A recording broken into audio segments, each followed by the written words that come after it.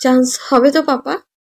মেয়েকে সামান্য কাছে টেনে কাঁধে চেপে ধরে সাহস জুগিয়ে সুফিয়ান বললেন, অবশ্যই হবে। আমার পাপা কত কষ্ট করেছে এর জন্য, তা কি আমি জানি না? তোর চান্স না হলে দেখবি কারো চান্স হবে না। সুফিয়ান চৌধুরীর কথায় ভরসা পেয়ে আবার ল্যাপটপের স্ক্রিনে নজর দিল রূপকথা। সার্ভার ডাউন, বারবার ঘুরে ঘুরে সময় নিচ্ছে। এরই মাঝে রূপকথার ফুফাতো বোন ন্যালি ফোন করে জানালো ঢাকা মেডিকেলে তার চান্স হয়েছে। এই কথা শুনে রূপকথা ফোন কেটে সজল চোখে সুফিয়ানের দিকে তাকিয়ে ডেকে উঠল। পাপা?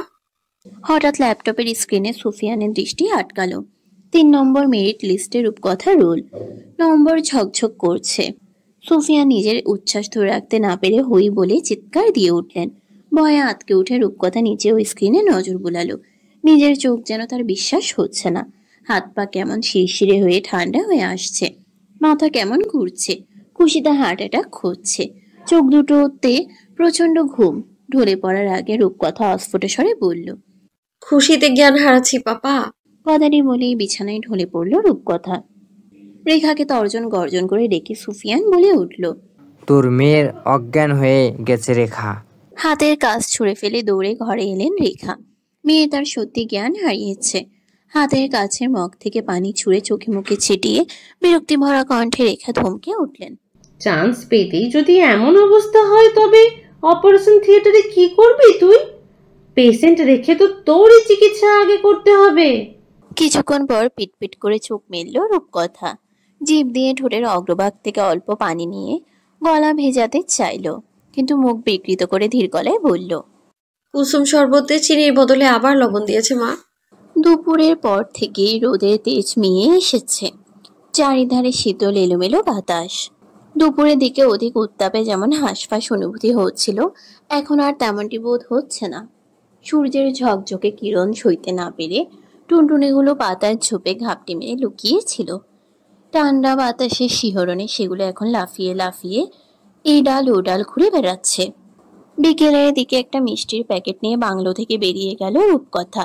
উদ্দেশ্য নিঝুম আন্টির বাড়ি। নিজুমদের বাড়ি কমিশনারের বাংলো থেকে বেশি দূরত্বে না থাকায় রূপকথা একাই গেল। রেখা অবশ্য কুলসুমকে সাথে দিতে চেয়েছিলেন, কিন্তু বাদ সেধেছে রূপকথা। মেয়ের ইচ্ছের উপর রেখার কথা বলেননি।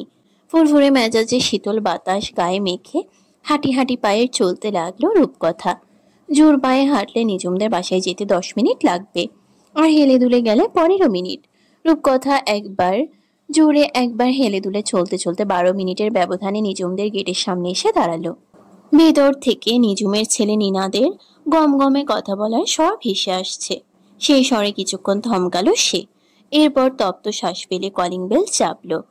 কয়েক সেকেন্ড অপেক্ষা না করতেই নিনাদ দরজা খুলে হাসি মুখে বলল, আরে ফেরি টেল, কাম কাম।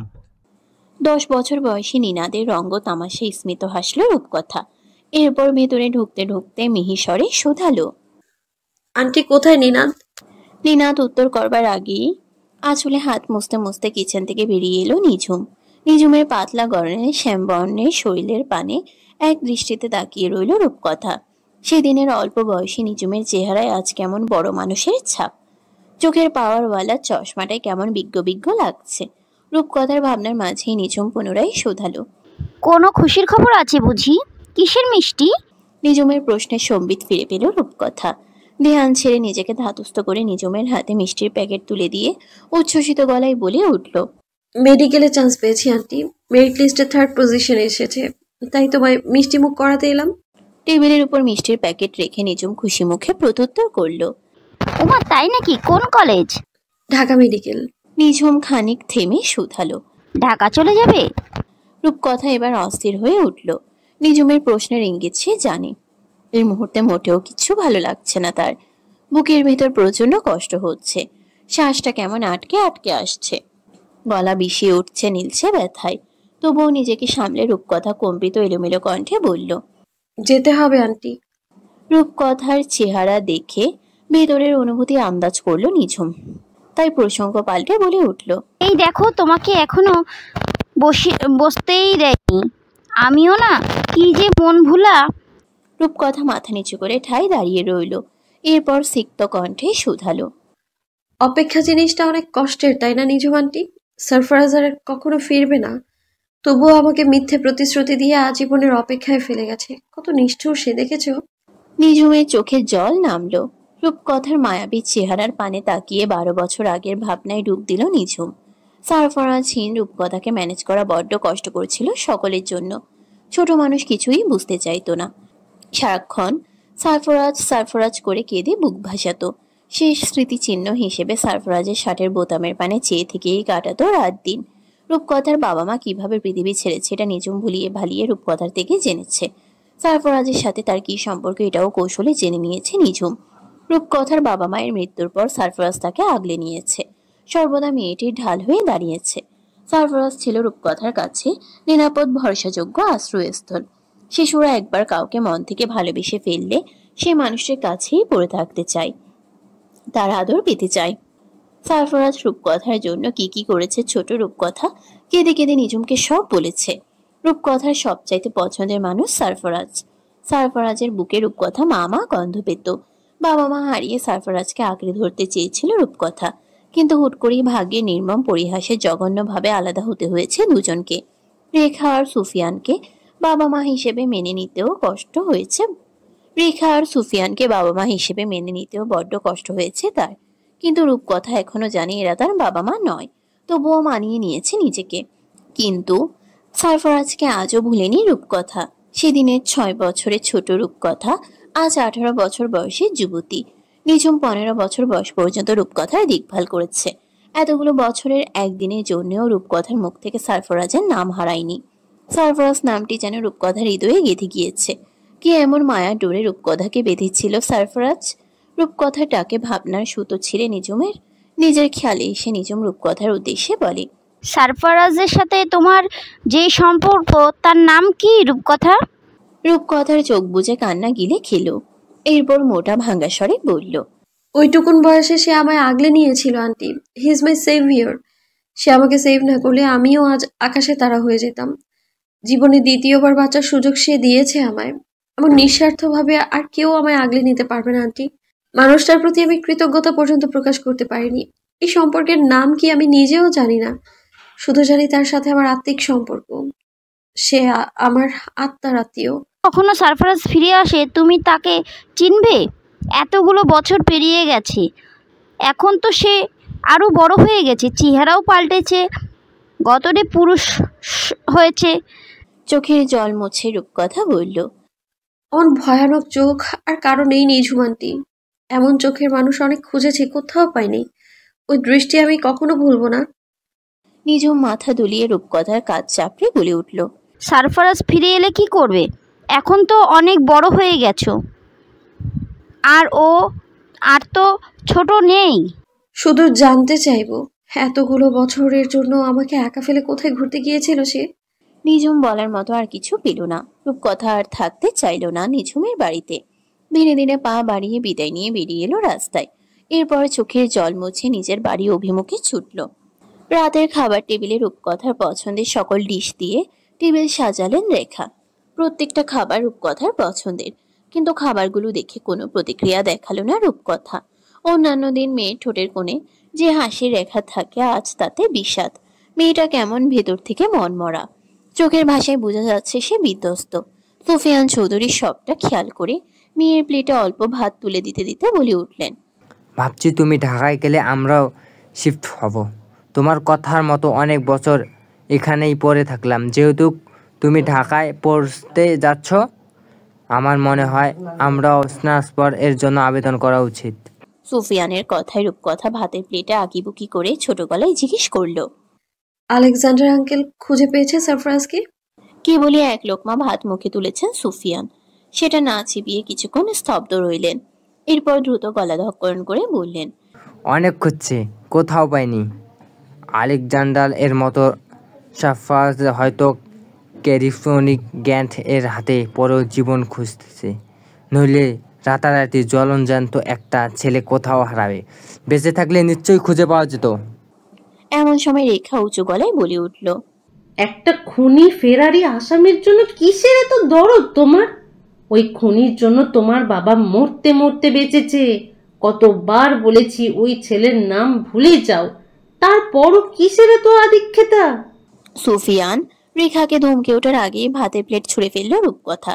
এরপর চিৎকার করে বলে উঠল, ও খুনি নয়, ও খুন করতে পারে না, তোমাদের ভুল হচ্ছে কোথাও মা। সুফিয়ান রেখাকে ধমকে বলে উঠলেন, আমাকে কতবার বলেছি ওই ছেলেকে নিয়ে রূপকথার সামনে কিচ্ছুটি বলবে না, কিন্তু তুমি তো আমার কথা কোনো শুনছই না রেখা। বাবা মেয়ের পাল্টাপাল্টি রিয়াক্ট দেখে দমে গেল রেখা। ফ্লোর থেকে ভাঙা প্লেট আর ভাত কুড়াতে কুড়াতে রেখা বলে উঠল, সরি, ভুলে গিয়েছিলাম। সেই সময় হসপিটালে তোমার মুমূর্ষু অবস্থা আমাকে বড্ড পীড়া দেয়, সহ্য করতে পারি না, তাই ওভার রিয়াক্ট করে ফেলি। রূপকথা আর বসল না খাওয়ার টেবিলে, হন হন করে নিজের কক্ষের দিকে অগ্রসর হয়ে বলে উঠল, অতি শীঘ্রই আমাকে ঢাকা পাঠানোর ব্যবস্থা করো পাপা, এখানে দম বন্ধ হয়ে আসে আমার। সুফিয়ান প্রত্যুত্তর করার আগেই রূপকথা চলে গেল।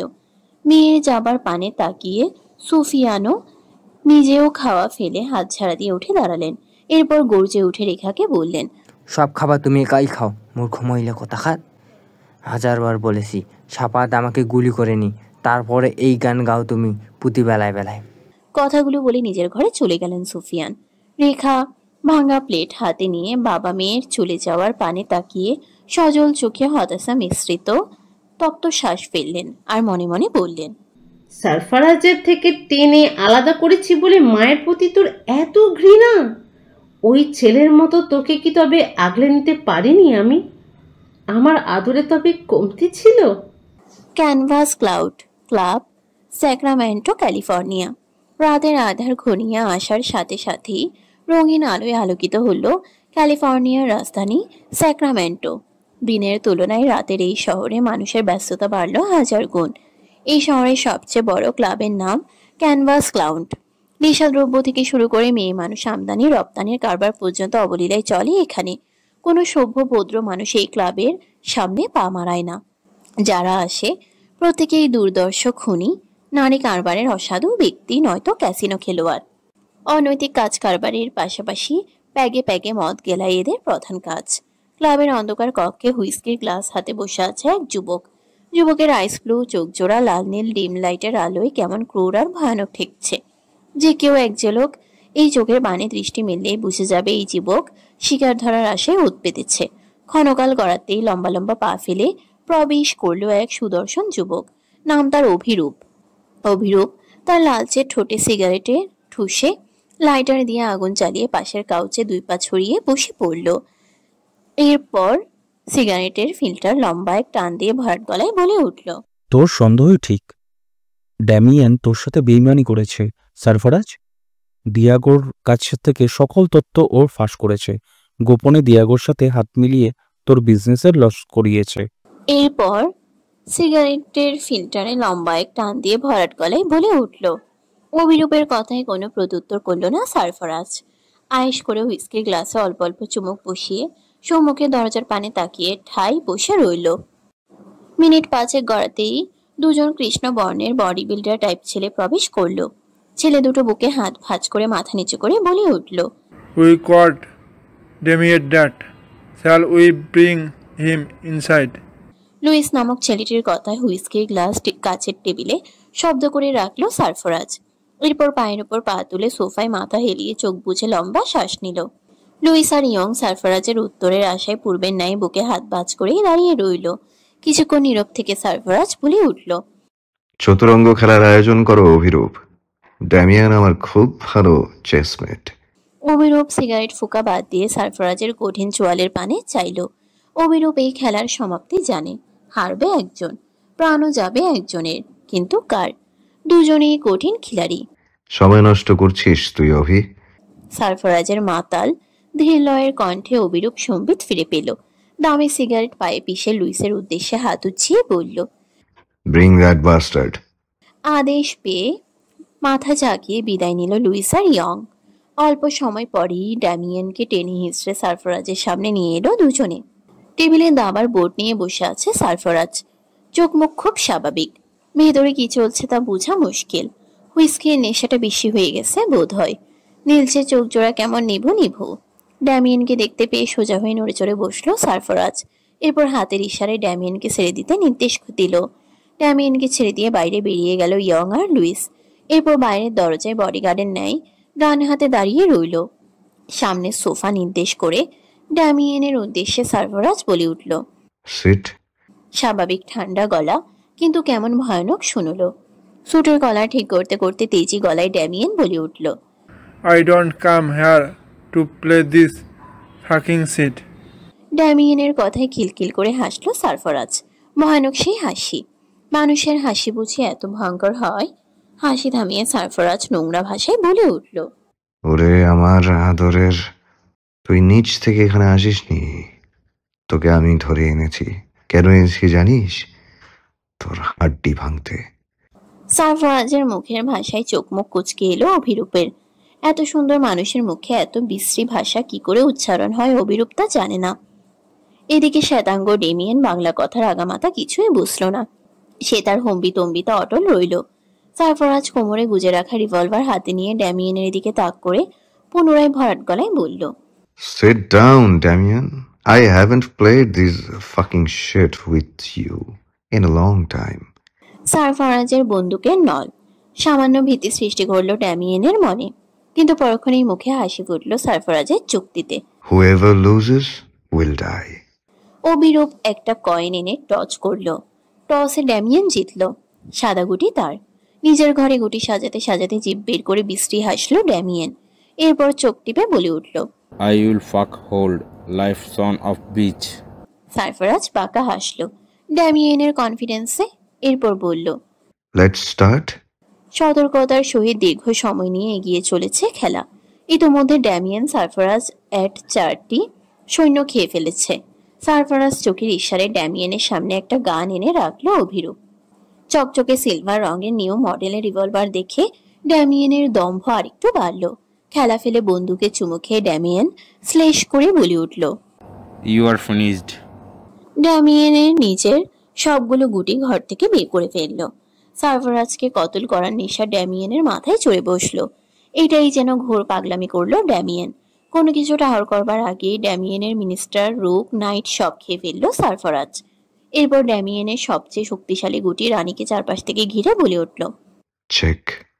সারফরাজের চেকে ড্যামিয়েনের মাথা ঘুরে উঠল। নিশ্চিত পতন চোখে দেখতে পাচ্ছে সে। কোনো কিছু বাজ বিচার না করে সারফরাজের দিকে গান তুলে ট্রিগার চেপে শুট করলো সে। কিন্তু এ কি গলিহীন ফাঁকা বন্দুক! ড্যামিয়েনের এহেন চতুরতায় কিটকিটিয়ে হেসে উঠল সারফরাজ। তুমি এমন ভণ্ডামি করবে এটা আমি জানতাম।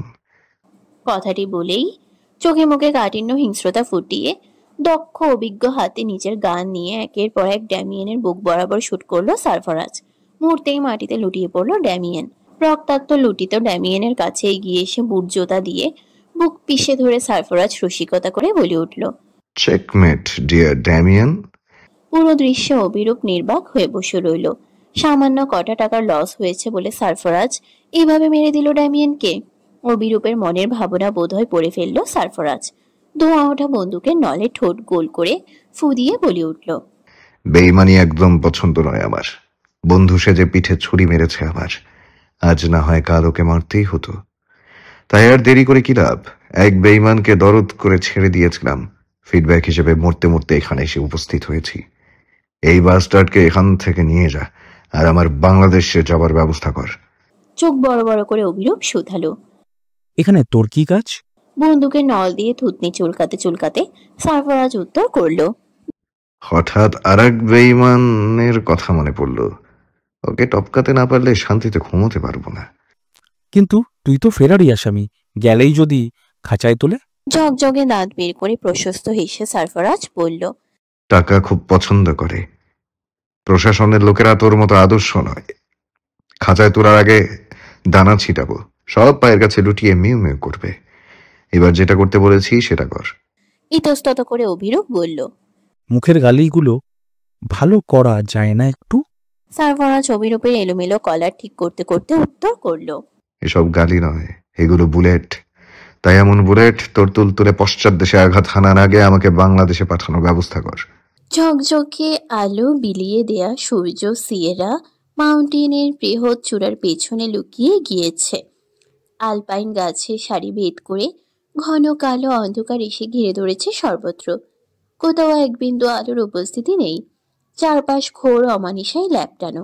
এহেন লোমহর্ষক অন্ধকারে কেমন যেন ভয় ভয় অনুভূতি হয়। সেই অনুভূতিকে আরেকটু গাঢ় করতে ডেকে ওঠে ন্যাকড়ের পাল। কি ভয়ানক তাদের দলবদ্ধ স্বর! মাঝে মাঝে বিশাল অজগরের ফসফস শ্বাসের শব্দ হৃদয়ে ধুকপুকুনির সৃষ্টি করে। থেকে থেকেই কেমন সব নাম না জানা বিশাল দেহী পাখি ঝাঁক বেঁধে হুলস্থুল বেসুরে গলায় চিৎকার করে ওঠে। সেই চিৎকার কলিজা কাঁপিয়ে তোলার জন্য যথেষ্ট। এমন ভয়ানক অরণ্যে মানুষ আর পশু কি করে একসাথে বাস করতে পারে? রাতের পরিধি বাড়ার সাথে সাথেই শীতের তীব্রতা আরেকটু বাড়ল। ওয়েদার ফোরকাস্ট অনুযায়ী বরফ ঝরার কথা, কিন্তু শীতের মাত্রায় মনে হচ্ছে আজ বরফ ঝরবে না। নিজের কক্ষের বৃহৎ বারান্দায় ইজি চেয়ারে চোখ বন্ধ করে বসে আছে সারফরাজ। গায়ের পোশাকে এখনো ড্যামিয়েনের তাজা রক্ত লেপ্টে আছে। রক্তের গন্ধ সারফরাজের বড্ড প্রিয়। রক্তমাখা পোশাক গা থেকে খুলতে ইচ্ছে হয় না তার। অ্যালকোহলের চাইতেও বড্ড নেশালো এই রক্তিম পদার্থ। সারফরাজের মনে হয় আফিম বড্ড নেশালো কথাটি ভুল। তার মতে রক্ত বড্ড নেশালো হওয়া উচিত, নইলে সেই যে 17 বছর বয়সে রক্তের নেশায় হাতেখড়ি হলো, তা এখনো মস্তিষ্কে শক্ত আসন কেড়ে বসে আছে কেন? কোনোভাবেই এই আকাঙ্ক্ষা, এই নেশা দমন করা যাচ্ছে না কেন? কেন বারবার মানুষের উষ্ণ রক্তে ডুবে থাকতে ইচ্ছে করে? এত কেনর উত্তর সারফরাজ জানে না। নিজের এই অধপতনে তাচ্ছিল্য হাসে সারফরাজ। পা দিয়ে চেয়ারে আরেকটু দোল দিয়ে আহত গলায় বলে ওঠে, নিজের নাতিকে এমন ভয়ানক রক্তপিশাচ বানিয়ে দিলে সুভান, বিধাতা তো জাহান্নামেও তোমাকে ঠাঁই দেবে না। সুভানের নিথর দেহ চোখে ভাসতেই বুক ভেঙে কান্না পেল সারফরাজের। নানা বাড়ি, নানা নানির আদর ভালোবাসা নিয়ে অনেক ধরনের ফ্যান্টাসি কাজ করতো তার মধ্যে, কিন্তু এগুলো সে কোনোদিনও পায়নি। সারফরাজ তার মাকে খুঁজতে খুঁজতে ঢাকা থেকে চিটাগাং গিয়ে কাকতালীয় ভাবে সুভান গঙের হাতে পৌঁছে। সারফরাজ তখনও জানতো না সুভানই তার নানা। একদিন সুভানের হাভেলির স্টোরুমে সারফরাজ একটা ভাঙ্গা ফটো ফ্রেম দেখতে পায়। সেখানে সারফরাজের মা আর সুভান গঙের পুরো পরিবার ছিল। নিজের চোখকে সেদিন বিশ্বাস করতে কষ্ট হচ্ছিল সারফরাজের। সারফরাজ ভেবেছিল নানার কাছে পরিচয় দিলে হয়তো সুভান তাকে আগলে নেবে, কিন্তু কাবিরের মুখের নিষ্ঠুর কথায় ছোট্ট সারফরাজ ভেঙে গুড়িয়ে গেছিল। কাবিরের থেকেই প্রথম জেনেছিল সুভান গং নিজের মেয়ের জামাইকে কেটে টুকরো টুকরো করেছে। কাবির অবলীলে কথাগুলো বললেও সারফরাজের বুকে প্রতিটা কথা আর হাসি তামাশা বিষাক্ত তীরের ফলার ন্যায় বিঁধেছিল। নিজের মনের উচ্ছ্বসিত ইচ্ছেকে মাটি চাপা দিয়ে সেদিনই মন থেকে মরে গেছিল সারফরাজ। ছোট মানুষ হিসেবেও সুভান সামান্য দয়া করেনি সারফরাজের উপর। শিখিয়েছে চুরি, ছিনতাই আর মানুষকে ভয় দেখানো। এতেও ক্ষান্ত হননি তিনি। নিষ্ঠুর থেকে নিষ্ঠুরতম বানিয়েছিলেন ওইটুকুন বয়সেই। আধো আধো শুদ্ধ মুখের ভাষা কেড়ে নিয়ে শিখিয়ে দিয়েছিলেন অশ্রাব্য বিশ্রী গালাগাল। ধীরে ধীরে সভ্য, ভদ্র, নিষ্পাপ সারফরাজ পরিণত হলো অসভ্য ট্রাক ড্রাইভারে। যে জীবনের ভবিষ্যৎ ছিল উজ্জ্বল নক্ষত্রের মতো, নিমিষেই তা অমাবস্যায় ঢেকে গেল। এখন শুধু চারপাশে অন্ধকার আর অন্ধকার। অ্যাঞ্জেলোর করুণ ঘেউ ঘেউ শব্দে ধ্যান ভাঙল সারফরাজের। হয়তো শীত লাগছে তার, এই জন্য এমন গলায় ডাকছে। চেয়ার ছেড়ে নিঃশব্দে উঠে গিয়ে ফায়ার প্লেসে আগুন জ্বালিয়ে দিল সারফরাজ। মুহূর্তেই উষ্ণতায় ছেয়ে গেল ঘর। ছোট অ্যাঞ্জেলো আবারও ঘুমানোর জন্য নরম গালিচায় মাথা ফেলে চোখ বুঝল। অ্যাঞ্জেলোর কিউট মুখের পানে তাকিয়ে তপ্ত শ্বাস ফেলল সারফরাজ। অ্যাঞ্জেলোহীন এই নিঠুর দেশে তার আপন কেউ নেই। টাকা পয়সা, ক্ষমতা, বিলাসবহুল জীবন, কিছুটির অভাব নেই তার। অভাব শুধু একটা পরিবার আর মন খুলে কথা বলার একটা মানুষের। মনের ঘরের ছোট্ট কোণ থেকে হঠাৎ রূপকথার নাম মনে পড়ল সারফরাজের। তার একাকী নিঃসঙ্গ জীবনে এক ফালি সুখের দূত হয়ে এসেছিল মেয়েটি। নানান ধরনের ছেলে মানুষই প্রশ্ন করে পাগল করে তুলত সারফরাজকে। কি মিষ্টি ছিল দেখতে, একদম রূপকথার স্নো হোয়াইটের মতো। বড় বড় চোখ দুটোতে সারাক্ষণ হাজারো প্রশ্ন খেলা করত। সুযোগ পেলেই সারফরাজের গলা জড়িয়ে নানান বাহানায় সেসব শুধাতো। গোটা গোটা হাতে সারফরাজের ঘন চুলে বিলি কাটত। আর কোনো আবদার এর আগে কি সুন্দর নিজের ছোট দুই হাতের আঁচলায় সারফরাজের গোটা গোটা হাতে সারফরাজের ঘন চুলে বিলি কাটত। আর কোনো আবদারের আগে কি সুন্দর নিজের ছোট দুই হাতের আঁচলায় সারফরাজের বড় মুখশ্রী নিয়ে বড় বড় চোখ করে আদুরে গলায় কথা বলতো। রূপকথার স্মৃতি মনে পড়তেই নিমিষেই মন ভালো হলো সারফরাজের। নিজের কর্মব্যস্ততায় রূপকথার স্মৃতি ভুলতেই বসেছিল সারফরাজ। কিন্তু মনটা বড্ড দুষ্টু। খোঁচা দিয়ে প্রতি রাতে নিয়ম করে মনে করিয়ে দেয় নামটা। আচ্ছা, সেদিনের সেই ছোট রূপকথা নিশ্চয়ই অনেক বড় হয়ে গেছে, তাই না? কথাটি বলেই আঙ্গুলের কর গুণে সারফরাজ হিসেব করে বের করে রূপকথার বর্তমান বয়স। এরপর হাত উঁচিয়ে নিজের কোমরের নিচ থেকে মাপে পিঠ সমান নাকি বুক সমান, হয়তো বুক সমান। আচ্ছা, রূপকথা আমায় মনে রেখেছে? আমাকে দেখলে চিনতে পারবে এখন? না না, কি ভাবছি, ওইটুকুন বাচ্চার মনে রেখেছে আমাকে? আমিও না কেমন বদ্ধ পাগল। সারফরাজ মনে মনে ভাবে একবার দিশে ফিরে রূপকথার সামনে গিয়ে দাঁড়াবে, পরক্ষণেই নিজের মনকে শুধায়। যদি রূপকথা তোকে এখনো মনে রেখে জিজ্ঞেস করে আমায় ফেলে কোথায় গিয়েছিলে সরফরাজ, তখন কি উত্তর দিবি তুই? রূপকথার প্রশ্নে সারফরাজের গলা শুকিয়ে আসে। কমিশনে নিশ্চয়ই রূপকথাকে ভালো রেখেছে। আগ বাড়িয়ে রূপকথার সামনে সারফরাজ যেতে চায় না। সবাই হয়তো এতদিনে সারফরাজ নামক খুনির কথা ভুলে গিয়েছে। অবশ্য এইসব পাতি মাস্তানদের কেউ মনে রাখে না। সুফিয়ান চৌধুরীর প্রতি কৃতজ্ঞতা প্রকাশ করে সারফরাজ। মানুষটা বড্ড ভালো, নইলে নিজের জান বাজি রেখে কেউ একজন খুনিকে বাঁচায়। একটা ধন্যবাদ দেওয়ার জন্য হলেও আপনার সাথে দেখা করতে চাই সুফিয়ান চৌধুরী, এবং খুব শীঘ্রই দেখা হবে আমাদের। ধীরে ধীরে ভর্তির সময় এগিয়ে এলো রূপকথার। সুফিয়ান চৌধুরীর কাছ থেকে রূপকথা কয়েকদিন একা থাকার অনুমতি নিয়েছে। ভদ্রলোক নিজেও স্পেস দিয়েছে রূপকথাকে। যদিও রূপকথার জন্য ঢাকা নতুন, এর আগে দু একবার ঘুরতে যাওয়া হয়েছে, কিন্তু রূপকথা সেভাবে ঢাকার কিছুই চেনে না। মেয়ের জন্য বড্ড চিন্তা হয় সুফিয়ান চৌধুরীর, তবুও মেয়ের আবদার ফেলতে পারেননি তিনি। তাই শেষ পর্যন্ত ঠিক হলো সুফিয়ানের ছোট বোন শিউলির বাসায় থাকবে রূপকথা। শিউলির মেয়ে ন্যালিরও যেহেতু একই কলেজে চান্স হয়েছে, তাই আর চিন্তা করলেন না সুফিয়ান। মেয়েকে নিয়ে তিনি ঢাকায় রেখে আসতে চাইলেন, কিন্তু এতেও বাদ সাধল রূপকথা। সুফিয়ানের কাছে আবদারের স্বরে বলল, একা একা অ্যাডভেঞ্চার হিসেবে রাতে ট্রেনে যেতে চাই পাপা, প্লিজ না করো না। তুমি যদি না করো তাহলে আমার মন খারাপ হবে, বলে দিলাম কিন্তু। কথাটি বলে সুফিয়ানের কোলে বিড়াল ছানার মতো গুটিয়ে রইল রূপকথা। মেয়ের ঝলমলে চুলে হাত বুলিয়ে সুফিয়ান বলে উঠল, লাস্ট কেবিনে করে যা। বাবার সম্মতি পেয়ে রূপকথা সুফিয়ানের পেটে চিমটি কেটে বলল, ইউ আর গ্রেট পাপা, এত সহজেই রাজি হয়ে যাবে, আমি তো ভাবতেই পারিনি এটা। কথাটি বলে আবারও সুফিয়ানের কোমর জড়িয়ে ধরে শুয়ে রইল রূপকথা। সন্ধ্যার স্ন্যাক্স নিয়ে একটু পর হাজির হলেন রেখা। বাপ মেয়ের খুনসুটিতে প্রশস্ত হেসে শুধালেন, কি পরিকল্পনা হচ্ছে বাপ মেয়ে মিলে? একটা পাকোড়া তুলে নিয়ে অল্প ফু দিয়ে খেতে খেতে রূপকথা বলল, সিক্রেট মিশন নিয়ে আলাপ হচ্ছে মা। তা কি সিক্রেট? পাপা আমাকে একা একা ঢাকায় পাঠাতে রাজি হয়েছে। রূপকথার খুশিতে বুকে শুকনো ব্যথা অনুভব করলেন রেখা। মেয়েটা চলে গেলে তিনি কিভাবে থাকবেন? মনের কষ্ট মনে চেপে মুখে সামান্য ভাব পর্যন্ত বের করলেন না রেখা। শুধু মলিন হেসে বললেন, বেশ তো।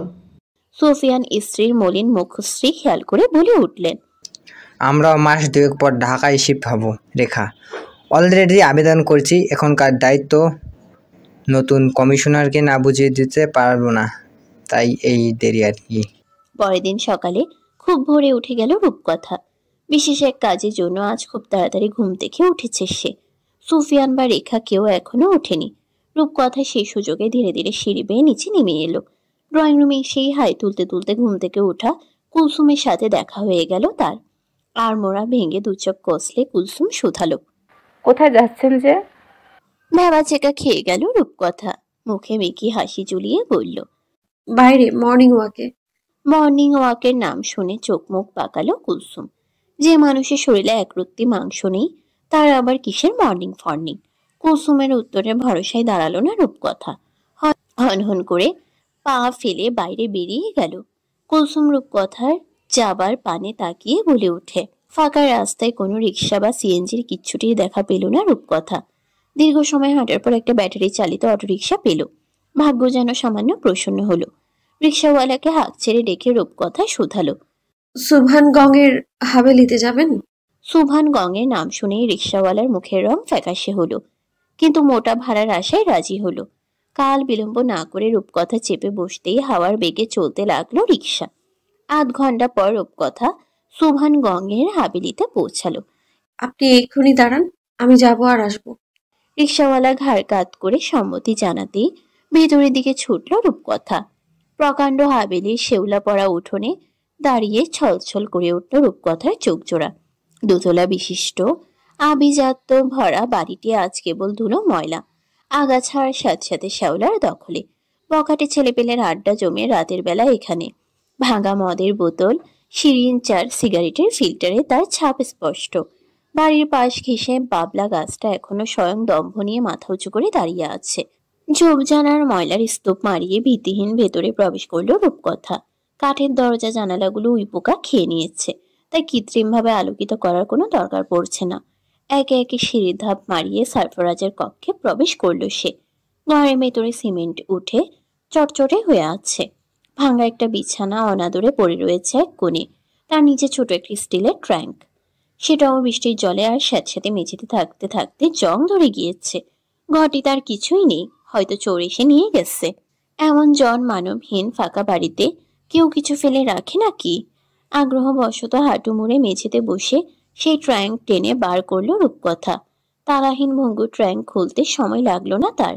ট্রাঙ্ক খুলতেই ভেতর থেকে ভ্যাপসা গন্ধ বের হলো, সেই সাথে তারাবকার দল। ট্রাঙ্কের ভেতরে শক্ত পলিথিনে মোড়ানো কিছু কাপড় দেখতে পেল রূপকথা, যেগুলো ভাঙা খাটের উপর রেখে আরো কিছু খুঁজলো। উল্টে পাল্টে ট্রাঙ্ক নাড়াচাড়া করতেই একটা ছোট্ট বাক্স বেরিয়ে এলো।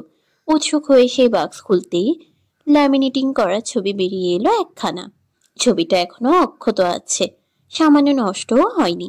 ছবিটি কোনো আর্মি দম্পতির। আর্মি লোকের পোশাকে ব্যাজে তার পথ স্পষ্ট প্রমাণিত হচ্ছে। কোনো উচ্চপদস্থ অফিসার তো বটেই, মাঝে একটা হাসি খুশি ছেলে, তার পাশে অনন্য সুন্দরী এক মহিলা। টানা টানা চোখ আর খাড়া নাক মহিলার সৌন্দর্য বর্ধন করেছে হাজার গুণ। ছবিটা একটু কাছে এনে দেখতেই সাদা আকাশে মিশেলের চোখ জোড়া নজরে এলো রূপকথার। অল্প হেসে রূপকথা বলল, সারফরাজের ছোটবেলার ছবি। ছবিটা উল্টাতেই পেছনে একটা ঠিকানা নজরে এলো। ঠিকানাটা ঢাকার। রূপকথা তপ্ত শ্বাস ছেড়ে কাপড়ের ব্যাগ আর ছবিটা নিয়ে উঠে দাঁড়ালো। এরপর হাতে করে আনা রং পেন্সিল দিয়ে মসৃণ দেয়াল খুঁজে তাতে লিখল রূপকথা, Dhaka medical college, secretariat road, Dhaka 01///45।